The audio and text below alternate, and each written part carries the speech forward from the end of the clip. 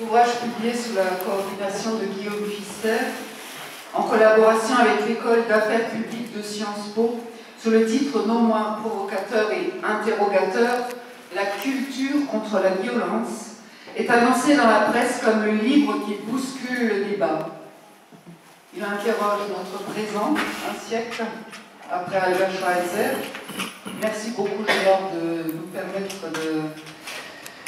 d'accéder à toutes ces pensées. Guillaume Pfister, dans une interview donnée au Figaro, vous expliquez, je cite, « La conception de cet outil d'alerte a débuté il y a 1 an. Nous savions déjà que la culture serait probablement la grande absente du débat présidentiel. Quelques élèves de Sciences Po ont donc souhaité interpeller les responsables culturels, quels qu'ils soient, acteurs politiques, économiques, sur le sujet de la culture. Avec ce livre, nous avons également souhaité leur livrer le témoignage de la génération des 20-25 ans. Et cette, je cite, vision de la place de la culture dans notre société, livrée par les étudiants de Sciences Po, jeunes citoyens culturels et futurs décideurs, se révèle dense, riche en questionnements. Les questions essentielles sont posées et les réponses proposées ont parfois de quoi surprendre. Dans un premier temps, dans le livre, il y a bien sûr l'introduction du directeur de l'école, mais également un long entretien avec Jacques Landy, dans lequel il se reproche, non sans une certaine coquetterie, je cite, avoir contribué à élargir la notion de culture jusqu'à l'inflation, dans un souci, précise-t-il, de démocratisation culturelle. Sur ce point, le constat de certains étudiants semble sans appel.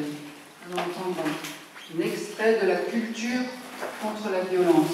Aujourd'hui, le concept de démocratisation culturelle semble avoir perdu de son sens. Il s'apparente trop souvent à un vœu pieux, un lieu commun, omniprésent dans les discours, mais qui ne se donne pas les moyens de son ambition.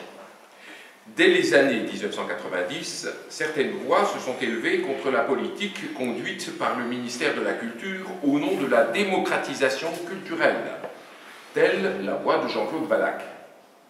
Cette politique a été bien davantage une politique de l'art et non de la culture, reposant sur le postulat qu'une augmentation de l'offre artistique permettrait nécessairement une croissance de la demande et des publics. Je cite, « Il nous faut cesser de confondre l'art et la culture, les politiques publiques de l'un et celles de l'autre. L'art est fait de production, des œuvres matérielles ou immatérielles, pérennes ou éphémères, et de processus de production. La culture est faite de construction et de confrontation productive. Parce qu'il est à la fois questionnement, affirmation et certitude, l'art divise.